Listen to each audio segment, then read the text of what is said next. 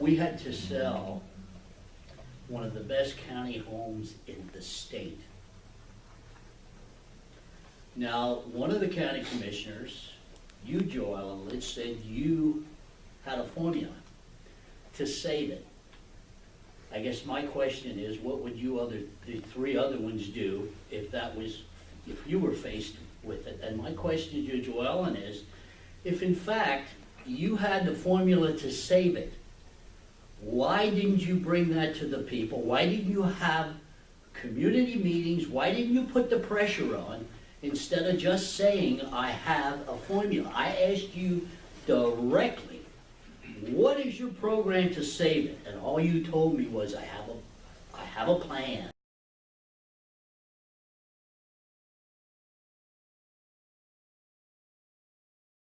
Seems to me that's a bit disingenuous. My question to you is, Joel and Litz, why didn't you do more to save that home? And you know my background, and there's thousands of people like me whose parents spent their last days at that facility.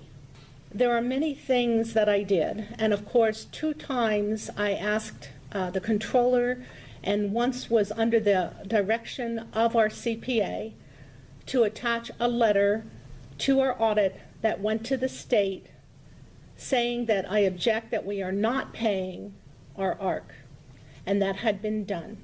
At county commissioner meetings, I explained things several times. It has been in the newspaper, on the radio, on videotapes.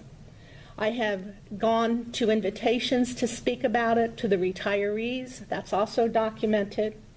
I spoke about it at Democratic County Committee meetings. And here's the way it could have happened. By doing a $5,000 study, CHR identified over $5 million in a combination of cost savings, increased revenue, and management practices that could have righted the situation at Cedar Haven. That included a $2 million a year contribution to the pension plan for those employees to completely cover their pension payments. It also included, I think it was $1,000 a bed per year for capital improvements to the facility. To answer part of Ralph's question, there was a disadvantage to counties in that we did not have all the financial advantages. I won't go into all that or I'll lose my time here, but there was a difference between private nursing homes and a public.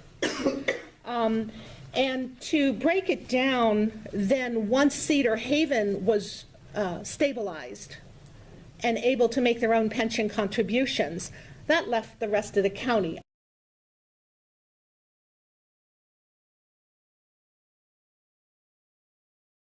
I gave part of that answer previously in that once we get, it might be a 2-year cycle till everybody's getting reimbursed, but by asking the state for reimbursement for that pension plan, it would not be completely out of our real estate tax dollars. But by not making the ARC, after 1 year, you can't go back and audit your return like a tax return. That money goes to somewhere else that can use it if we don't spend it. And we should be spending it on our people and on our pension. And then it would right itself.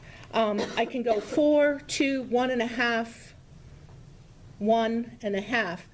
$4 million deficit, $2 million from Cedar Haven, $1.5 million was in our budget already, would have gone to Cedar Haven, but we could have used it to meet the ARC. And then $500,000 we would have had to add to that, but we would have got $1 million or better in return for reimbursement. Would have made money, like an extra $500,000. Whatever the extra was we got back that we didn't pay out of pocket, out of the general fund, could have been used to reduce the deficit. And over a period of 10 years, in my humble opinion, it took me a long time to figure it out, but we could have wiped out our deficit.